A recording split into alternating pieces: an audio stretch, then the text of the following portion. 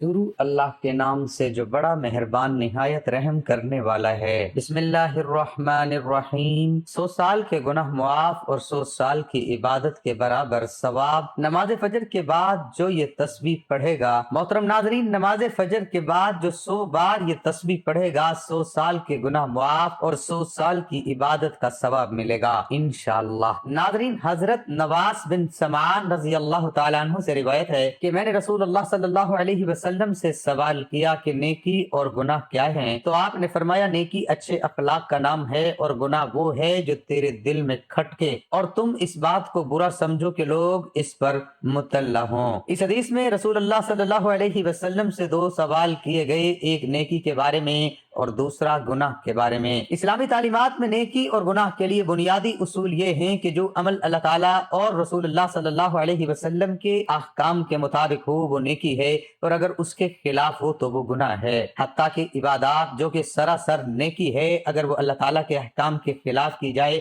تو بجائے نیکی کے گناہ کا سبب بن جاتا ہے۔ مثلا نماز پڑھنا بہت بڑی عبادت ہے، لیکن سورج کے طلوع ہوتے وقت غروب ہوتے وقت نماز پڑھنا مکروہ ہے۔ اگر کوئی شخص ان مکروہ اوقات میں نماز پڑھے تو وہ گناہ کا سبب بن جائے گا۔ اسی طرح روزہ رکھنا عظیم عبادت ہے، لیکن عید کے دن چونکہ روزہ رکھنا ممنوع ہے، اس لیے اگر عید کے دن روزہ رکھا تو یہ گناہ کا سبب ہوگا۔ اس سے معلوم ہوا کہ نیکی اصول میں اطاعت الہی کا نام ہے۔ اللہ رب العزت نے اسلام کے ذریعے ہمیں اچھے اخلاق کی تعلیم دی۔ حسن خلق یعنی لوگوں سے اچھا برتاؤ کرنا بہت بڑی نیکی ہے۔ دراصل اچھے اخلاق سے لوگوں کو فائدہ ہی پہنچے گا، اور نیکی وہی ہو سکتی ہے جس سے مخلوق کو فائدہ پہنچے۔ جب لوگوں کو کسی کام سے فائدہ پہنچتا ہے تو وہ اس کام کو پسند کرتے ہیں، اور خود کام کرنے والا بھی اس بات کو فطری طور پر چاہتا ہے کہ میرے اچھے کام لوگوں کو معلوم ہو۔ چنانچہ رسول اللہ صلی اللہ علیہ وسلم نے نیکی کے برعکس گناہ کی پہچان یہ بتائی کہ گناہ وہ عمل ہے جس کے کرنے کے بعد آدمی دل کے اندر کھٹکا محسوس کرے۔ حقیقت یہی ہے کہ مومن کا دل ہی نیکی اور بدی کی کسوٹی ہے۔ جب انسان سے برا کام سرزد ہو جاتا ہے تو پھر وہ یہ بھی نہیں چاہتا کہ لوگوں کو میرا یہ برا کام معلوم ہو، اور وہ اسے چھپانے کی کوشش میں لگا رہتا ہے۔ اب مثال کے طور پر رشوت کے گناہ کا تذکرہ ہوا۔ کسی ایسے شخص کو دیکھیے جس نے کبھی رشوت نہ لی ہو۔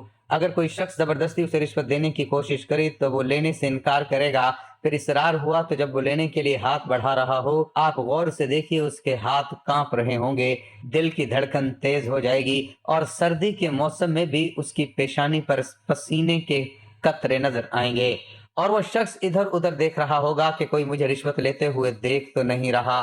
یہ سب کیفیات بتا رہی ہیں کہ اس کے دل میں رشوت سے نفرت ہے، لیکن خدا نہ کرے اس شخص کو شیطان نے بہکا دیا، اب وہ رشوت لینے کا عادی ہو گیا، تو پھر اب اس کے دل میں وہ رکاوٹ اور کھٹکا ختم ہو جائے گا۔ اس لیے دل کو تندرست رکھنے کے لیے سب سے بڑی پابندی یہ اختیار کرنی ہوگی کہ وہ انسان کسی بھی گناہ کا عادی نہ ہو پائے، اور گناہ کی عادت سے بچنے کا طریقہ یہ ہے کہ جب گناہ سرزد ہو فوراً اللہ تعالیٰ سے معافی مانگ لے، توبہ اور استغفار کرے۔ جب یہ شخص اس گناہ کا عادی نہیں بن سکتا، اللہ تعالیٰ ہمیں اچھے اخلاق سے آراستہ ہونے اور گناہ سے بچنے کی توفیق عطا فرمائے، اور ایسا قلب سلیم عطا فرمائے جو نیکی اور گناہ میں پہچان کر لیا کرے۔ ناظرین اکرام، میری حقیر سمجھ میں آج تک یہ بات نہیں آ سکی کہ موجودہ کھوٹی اور جھوٹی، عارضی اور بے معنی دنیا اور زندگی میں انسان ہر لمحہ سرگرداں، ہر پل احکامات زبانی سے روح گردان کیا کچھ کرتا پھر رہا ہے، کیوں کرتا پھر رہا ہے، اور کب تک اپنے مقصد تخلیق و حیات کو بھول کر ان چکروں میں چکراتا رہے گا۔ لگتا ہے وہ یہ بھول چکا ہے کہ اس دنیا میں وہ آب حیات پی کر زندہ نہیں ہے، اس نے کچھ بھی کرنا ہے اور اپنے پل پل کا حساب بڑے اور کڑے دن کے مالک کو ضرور دینا ہے۔ بلکہ حق تو یہ ہے کہ اگر گناہ کی سزا کے خوف اور ثواب کی جزا کے لالچ کو سامنے رکھ کر زندگی نہ بھی گزاری جائے، تب بھی سکون قلب کی خاطر حقیر انسان کو لغویات، خواہشات، کمینگی، بدنیتی اور گناہ کی زہر ناکی سے بچنا چاہیے تھا۔ چنانچہ وہ گناہ کی ذلت اور ثواب کی اہمیت سے قطعی طور پر نابلد ہو کر خود کو خود ہی جینے کی مہلت دیے جا رہا ہے۔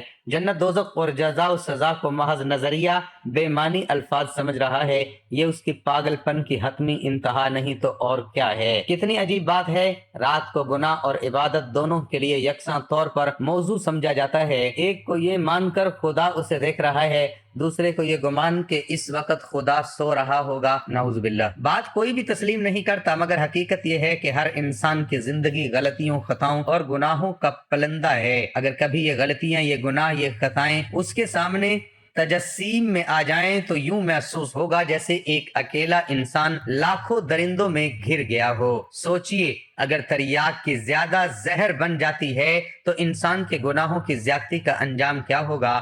حیرت ہے کہ ایک گناہ کی 5 سزائیں مقرر ہیں، پھر بھی اسے انسان ایک سمجھ کر کیے جاتا ہے۔ ضمیر کی چبھن، زمانے کی نفرت، قانون کی سزا، دنیاوی عذاب، جہنم کی آگ۔ گناہ اور بدی چونکہ آپ کے اپنے پاؤں کے کلہاڑے اور اپنے ہاتھوں کے جمع کردہ جہنم کے انگارے ہیں، اس لیے آپ کو زخم کی ٹھیس یا آگ کی تپش محسوس نہیں ہوتی۔ انسان جب تک اپنی چھوٹی سے چھوٹی خطا کو بڑے سے بڑا گناہ نہیں سمجھے گا، تب تک وہ بڑے سے بڑے گناہ کو چھوٹی خطا قرار دیتا رہے گا، نتیجتاً اپنی دونوں دنیایں برباد کرتا رہے گا۔ گناہ کے گناہ ہونے کی اس سے بڑی دلیل اور کیا ہو سکتی ہے کہ اسے چھپ کر کرنا پڑتا ہے۔ جس طرح زہر کھانے سے آپ خود بچتے ہیں، آپ کے ہاتھ سے کوئی چھیننے نہیں آتا، اسی طرح گناہ اور بدی سے بھی آپ نے خود ہی بچنا ہوگا۔ حیرت ہے، سودا لیتے وقت ہم جس دکاندار سے ایک بار دھوکہ کھا لیتے ہیں، دوبارہ اس سے سودا لینے کی غلطی نہیں کرتے، مگر عام روز مرہ کی زندگی میں جو غلطیاں اور گناہ بار بار کرتے ہیں، اس سے توبہ تائب نہیں ہوتے۔ گناہ گاروں کو اللہ تعالیٰ بدی کا دائرہ مکمل کرنے کے لیے جو مہلت عطا فرماتا ہے، وہ اسے اپنی بچت سمجھتے ہیں، حالانکہ اس عرصے میں دراصل ان پر نیکی کا عمل ساقط کر دیا جاتا ہے۔ کوئی بھی شخص اپنے گناہ اور بدی بدکاری کو تسلیم نہیں کرتا، اس لیے کہ کسی کو اپنی گندگی سے بدبو نہیں آتی۔ بظاہر گناہ گار شخص اپنی تمام تر اخلاقیات کو روند کر گناہ کر گزرنے کو اپنی بہادری کا کارنامہ سمجھتا ہے، جبکہ اصل میں یہ اس کی روز حشر کے کڑے اور بڑے حساب سے بچنے پر سارا زور صرف کر دینے کی سعی لا حاصل ہے۔ لوگوں کا عقیدہ ہے جنت دوزخ کا تصور محض عقیدہ ہے، حقیقت میں کچھ نہیں ہے، حالانکہ یہ ان کا ذاتی فلسفہ یا فتویٰ ہو سکتا ہے۔ دونوں حقیقتیں اپنی جگہ پر موجود ہے۔ جنت دوزخ کی مختصر تعریف یہ ہے کہ ہمارا ہر سانس خالق کی جانب سے ایک کرم ہے، جواباً ہمارا ہر سانس ناشکری کا ایک سلسلہ جاریہ ہے، اور یہی گناہ عظیم ہے۔ دنیا میں بھاری ترین عمل نیکی کرنا ہے، جو اس راہ پر آ گیا اسے آخرت میں دوزخ کا کیا خوف۔ ذیل کے الفاظ میں بظاہر بہت معمولی فرق ہے، لیکن اس کے ترجمے کا آپس میں عدل بدل جانا چند لمحوں میں جنت اور دوزخ کا فرق پیدا کر دیتا ہے۔ جب خود آگاہی گمراہی میں تبدیلی ہو جاتی ہے، مان گمان میں بدل جاتا ہے، نیکی بد نیتی میں ڈھل جاتی ہے، فنا کو بقا سمجھ لیا جاتا ہے۔ محترم ناظرین، کتاب و سنت کے مطالعے سے یہ بات معلوم ہوتی ہے کہ گناہ انسانی زندگی پر منفی اثرات مرتب کرتے ہیں، اور گناہوں کی ہلاکت خیزی اس قدر شدید ہے کہ انسان کی زندگی میں آنے والی جملہ تکالیف کا ان سے انتہائی گہرا تعلق ہے۔ اللہ تبارک و تعالیٰ سورۃ شورى کی آیت نمبر 30 میں ارشاد فرماتے ہیں، اور جو بھی تمہیں کوئی مصیبت پہنچتی ہے تو وہ اسی کی وجہ سے ہے جو تمہارے ہاتھوں نے کمایا، اور وہ درگزر کر دیتا ہے۔ بہت سی باتوں سے جب انسان اجتماعی حیثیت سے گناہ کرتا ہے تو خشکی اور تری میں انسانوں کے گناہ کی وجہ سے فساد ظاہر ہو جاتا ہے۔ اللہ تبارک و تعالیٰ سورۃ روم کی آیت نمبر 41 میں ارشاد فرماتے ہیں، فساد ظاہر ہو گیا خشکی اور سمندر میں، اس وجہ سے جو گمایا لوگوں کے ہاتھوں نے، تاکہ اللہ مزہ چکھائے انہیں اس کا جو انہوں نے عمل کیا، تاکہ وہ رجوع کریں یعنی باز آ جائیں۔ اللہ تبارک و تعالیٰ سورہ نحل میں ایک ایسی بستی کا ذکر کیا جس کو اللہ تبارک و تعالیٰ نے رزق، امن اور اطمینان کی زندگی سے نواز رکھا تھا، مگر جب انہوں نے اللہ تبارک و تعالیٰ کی نعمتوں کی ناشکری کی تو اللہ تعالیٰ نے ان سے نعمتوں کو چھین کر ان پر بھوک اور خوف کو مسلط کر دیا۔ اللہ تبارک و تعالیٰ سورۃ نحل کی آیت نمبر 112 میں ارشاد فرماتے ہیں، اور بیان کی اللہ نے مثال ایک ایسی بستی کی جو تھی امن والی، اطمینان والی، آتا تھا اس کے پاس ان کا رزق کھلا ہر جگہ سے، تو اس نے ناشکری کی، اللہ کی نعمتوں کی، تو چکھایا پہنایا اس کو اللہ نے بھوک اور خوف کا لباس، اس وجہ سے جو وہ کرتے تھے۔ ان آیات مبارکہ سے اس نتیجے کو اخذ کرنا کچھ مشکل نہیں کہ گناہوں کے نتائج کس قدر ہلاکت خیز ہیں۔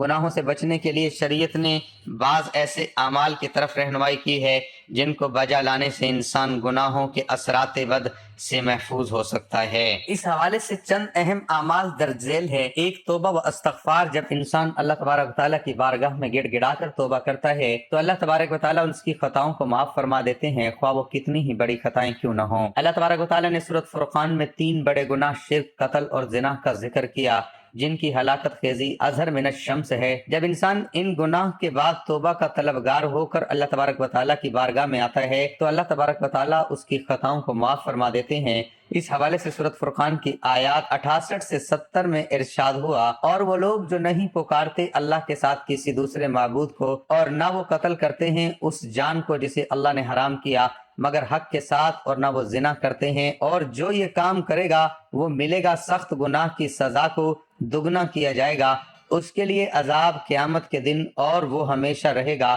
اس میں ذلیل ہو کر، مگر جو توبہ کرے اور ایمان لائے اور نیک عمل کرے، بس یہ وہ لوگ ہیں جن کے گناہوں کو اللہ نے نیکیوں کے ساتھ تبدیل کر دیا ہے۔ 2، تقویٰ۔ جب انسان اللہ تبارک و تعالیٰ کے خوف کی وجہ سے گناہوں کو چھوڑ دیتا ہے تو اللہ تبارک و تعالیٰ اس کی خطاؤں کو معاف فرما دیتے ہیں۔ اللہ تبارک و تعالیٰ سورۃ طلاق کی آیت نمبر 5 میں ارشاد فرماتے ہیں، اور جو اللہ سے ڈرے گا تو وہ دور کر دے گا اس سے جو اس کی برائیاں، اور وہ زیادہ کر دے گا اس کا اجر۔ 3، گناہوں کے بعد نیکیوں کا اہتمام۔ جو انسان گناہوں کے بعد نیکیوں کا اہتمام کرتا ہے اللہ تبارک و تعالیٰ اس کے سابقہ گناہوں کو مٹا دیتے ہیں۔ اللہ تبارک و تعالیٰ سورۃ ہود کی آیت نمبر 114 میں ارشاد فرماتے ہیں، بے شک نیکیاں دور کر دیتی ہیں برائیوں کو، یہ سخت نصیحت ہے یاد رکھنے والوں کے لیے۔ 4، صدقات کا اہتمام۔ جو انسان اللہ تبارک و تعالیٰ کی بارگاہ میں اس کے دیے گئے مال میں سے خرچ کرتا ہے تو اللہ تبارک و تعالیٰ اس کے گناہوں کو مٹا دیتے ہیں۔ اللہ تبارک و تعالیٰ نے سورۃ توبہ کی آیت نمبر 103 میں ارشاد فرمایا، آپ لیجئے ان کے مالوں میں سے صدقہ تاکہ آپ پاک کریں انہیں، اور آپ تزکیہ کریں ان کا اس کے ذریعے، اور وہ دعا فرمائیں ان کے حق میں، بے شک آپ کی دعا باعث سکون ہے ان کے لیے۔ تسبیح کا اہتمام۔ جو شخص صبح شام 100 مرتبہ سبحان اللہ و بحمدہ کا ورد کرتا ہے اللہ تبارک و تعالیٰ اس کے گناہوں کو مٹا دیتے ہیں، خواہ وہ سمندر کی جھاگ کے برابر ہی کیوں نہ ہو۔ 6، نبی کریم صلی اللہ علیہ وسلم کی اتباع۔ جو شخص نبی کریم صلی اللہ علیہ وسلم کی اتباع کرتا ہے اللہ تبارک و تعالیٰ اس کے گناہوں کو مٹا دیتے ہیں۔ اللہ تبارک و تعالیٰ سورۃ آل عمران کی آیت نمبر 31 میں ارشاد فرماتے ہیں، آپ کہہ دیں اگر ہو تم محبت کرتے اللہ سے تو میری پیروی کرو، اللہ تم سے محبت کرنے لگے گا اور وہ معاف کر دے گا تمہارے لیے تمہارا گناہ، اور اللہ بہت بخشنے والا بہت مہربان ہے۔ 7، راست گوئی۔ جو شخص زندگی کی نشیب و فراز کے دوران ہمیشہ سچائی سے کام لیتا ہے اللہ تبارک و تعالیٰ اس کی خطاؤں کو معاف فرما دیتے ہیں۔ سورۃ احزاب کی آیات 70-71 میں ارشاد ہوا، اے وہ لوگو جو ایمان لائے ہو اللہ سے ڈرو اور بالکل سیدھی بات کہو، وہ درست کر دے گا تمہارے لیے تمہارے اعمال، اور وہ بخش دے گا تمہارے لیے تمہارے گناہ، اور جو اطاعت کرے اللہ اور اس کے رسول کی تو یقیناً اس نے کامیابی حاصل کی، بہت بڑی کامیابی۔ 8، حج اور عمرے کا اہتمام۔ جو انسان اللہ تبارک و تعالیٰ کی رضا کے لیے حج کرتا ہے اللہ تبارک و تعالیٰ اس کی خطاؤں کو معاف فرما دیتے ہیں اور اس کو اس طرح کا کر دیتے ہیں جیسے وہ آج ہی اپنی ماں کے بطن سے پیدا ہوا ہو۔ اس ضمن ایک اہم حدیث درج ذیل ہے، سنن نسائی اور ابن ماجہ میں سیدنا عمر بن خطاب سے روایت ہے کہ نبی کریم صلی اللہ علیہ وسلم نے فرمایا، یکے بعد دیگرے حج اور عمرے ادا کرتے رہو، کیونکہ ان دونوں کو پے در پے ادا کرنے سے فقر و فاقہ اور گناہ یوں ختم ہو جاتے ہیں جیسے بھٹی میل کچیل کو ختم کر دیتی ہے۔ 9، قرآن مجید پر مستحکم ایمان۔ جو شخص قرآن مجید پر مستحکم ایمان رکھتا ہے تو اللہ تبارک و تعالیٰ اس کی خطاؤں کو معاف فرما دیتے ہیں۔ اس حوالے سے سورۃ محمد کی آیت نمبر 2 میں ارشاد ہوا، اور وہ لوگ جو ایمان لائے اور انہوں نے نیک اعمال کیے، اور وہ ایمان لائے اس قرآن پاک پر جو نازل کیا گیا محمد صلی اللہ علیہ وسلم پر، اور وہی حق ہے ان کے رب کی طرف سے، اللہ نے دور کر دی ان سے ان کی برائیاں اور ان کے حال کی اصلاح کر دی۔ اگر مذکورہ بالا اعمال پر توجہ دی جائے تو انسان گناہوں سے پاک ہو جائے تو انسان گناہوں سے پاک ہو سکتا ہے۔ اللہ تبارک و تعالی ہم سب کو گناہوں سے پاک زندگی گزارنے کی توفیق عطا فرمائے، آمین۔ تو جو شخص فجر کی نماز کے بعد 100 مرتبہ یہ تسبیح پڑھے گا اس کے 100 سال کے گناہ معاف ہوں گے۔ 200 مرتبہ پڑھے گا 200 سال کے گناہ معاف۔ اگر پورے دل سے پڑھ کر اگر آپ 100 کروڑ بھی مانگیں گے تو اللہ تبارک و تعالی آپ کو 100 ارب دے گا۔ ناظرین، آج کا وظیفہ اللہ تعالیٰ کے نام کا اور قرآن مجید کی ایک چھوٹی سی سورت کا ہے۔ آپ نے اللہ تعالیٰ کا مبارک نام یا رحیم یا کریم 101 مرتبہ پڑھنا ہے، یعنی ایک تسبیح مکمل پڑھنی ہے۔ اس کے بعد آپ نے سورۃ کوثر 7 مرتبہ پڑھنی ہے، انا اعطیناک الکوثر فصل لربک وانحر ان شانئک ھو الابتر۔ سورۃ کوثر پڑھنے کے بعد ایک تسبیح اس درود کی پڑھنی ہے، اللہم صلی علی محمد النبی الامی وعلی آلہ وسلم۔ یہ درود پاک پڑھنا ہے۔ جب یہ سارا عمل مکمل ہو جائے تو آپ نے اللہ تعالیٰ سے اپنے گناہوں کی بخشش مانگنی ہے۔ انشاءاللہ اس عمل کی بدولت آپ کے 100 سال کے گناہ ہوں گے تو وہ بھی معاف ہو جائیں گے اور 100 سال کی عبادت کا ثواب ملے گا۔ دعا ایک عظیم الشان عبادت ہے جس کی عظمت و فضیلت پر بکثرت آیات کریمہ اور احادیث طیبہ وارد ہیں۔ دعا کی نہایت عظمت میں ایک حکمت یہ ہے کہ دعا اللہ تعالیٰ سے ہماری محبت کے اظہار، اس کی شان الوہیت کے حضور ہماری ابدیت کی علامت، اس کے علم و قدرت و عطا پر ہمارے توکل و اعتماد کا مظہر اور اس کی ذات پاک پر ہمارے ایمان کا اقرار و ثبوت ہے۔ ہمارا عقیدہ ہے کہ اللہ تعالیٰ ہمارا خالق مالک رازق ہے، وہ رب العالمین ارحم الراحمین احکم الحاکمین اور مالک الملک ہے۔ تمام عزتیں، عظمتیں، قدرتیں، خزانے، ملکیتیں، بادشاہتیں اسی کے پاس ہیں۔ سب کا داتا اور داتاؤں کا داتا وہی ہے۔ ساری مخلوق اسی کی بارگاہ کی محتاج، اسی کے دربار میں سواری ہے، جبکہ وہ عظمتوں والا خدا ہے، بے نیاز غنی ہے، بے پرواہ اور تمام حاجتوں سے پاک ہے۔ وہ جواد و کریم ہے، بخششیں فرماتا اور جود و کرم کے دریا بہاتا ہے۔ ایک ایک فرد مخلوق کو اربوں خزانے عطا کر دے تب بھی اس کی خزانوں میں سوئی کی نوک برابر کمی نہ ہوگی، اور کسی کو کچھ عطا نہ کرے تو کوئی اس سے چھین نہیں سکتا، وہ کسی کو دینا چاہے تو کوئی اس سے روک نہیں سکتا، اور وہ کسی سے روک لے تو کوئی اسے دے نہیں سکتا۔ جب ہم دعا مانگتے ہیں تو اللہ تعالیٰ کے بارے میں یہی عقیدہ و ایمان ہمارے دل و دماغ میں شعوری لاشعوری طور پر موجود ہوتا ہے، جو الفاظ و کیفیات کی صورت میں دعا کے سانچے میں ڈھل جاتا ہے۔ اس حکمت کو سامنے رکھ کر غور کر لیں کہ جب دعا اس قدر عظیم عقیدے کا اظہار ہے تو کیوں نہ اعلیٰ درجے کی عبادت بلکہ عبادت کا مغز قرار پائے۔ اللہ تعالیٰ کے نزدیک کوئی چیز دعا سے بزرگ تر نہیں۔ دعا مصیبت و بلا کو اترنے نہیں دیتی۔ دعا مسلمانوں کا ہتھیار، دین کا ستون اور آسمان و زمین کا نور ہے۔ دعا کرنے سے گناہ معاف ہوتے ہیں۔ دعا عبادت کا مغز ہے۔ اللہ تعالیٰ دعا کرنے والے کے ساتھ ہوتا ہے۔ جو بلا اتر چکی اور جو نہیں اتری، دعا اس سے نفع دیتی ہے۔ دعا رحمت کی چابی ہے۔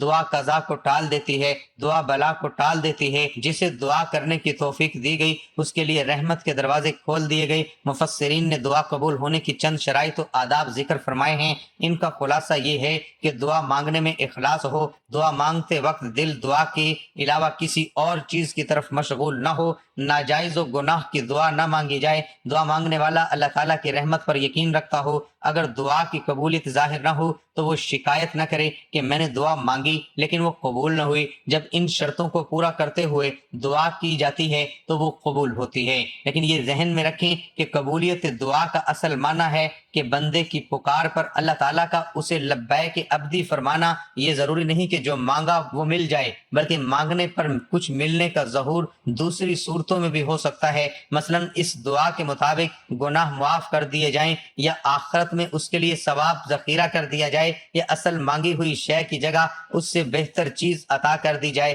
یا اس دعا میں مانگی ہوئی چیز بندے کی زیادہ ضرورت کے وقت تک مؤخر کر دی جائے۔ دعا مانگ کر نتیجہ اللہ تعالیٰ کے ذمہ کرم پر چھوڑ دینا چاہیے کہ رحمان الرحیم خدا ہمارے ساتھ وہی معاملہ فرمائے جو ہمارے حق میں بہتر ہے۔ میری اللہ تعالیٰ سے دعا ہے کہ اللہ تعالیٰ تمام مسلمانوں کی پریشانیاں دور کر دے، رزق کی فراوانی عطا کرے، تنگ دستی کو ختم کر دے۔ یا اللہ قرض داروں کو قرض سے نجات عطا کر دے، بے گھروں کو گھر عطا کر، بے روزگاروں کو روزگار عطا کر، بے اولادوں کو اولاد عطا کر۔ یا اللہ پاک ہمارے سارے کبیرہ صغیرہ گناہوں کو معاف فرما، ہمیں 5 وقتہ نمازی بنا، ماں باپ کا فرما بردار بنا، اور دین اسلام کے احکامات پر عمل کرنے کی توفیق عطا فرما۔ آمین ثم آمین۔ ناظرین اپنے رزق میں برکت، وسعت اور کشادگی کے لیے اللہ تعالیٰ کے 99 ناموں میں سے ایک نام کمنٹ سیکشن میں ضرور شیئر کریں۔ اللہ تعالیٰ ہم سب کا حامی و ناصر ہو، آمین۔ جزاک اللہ۔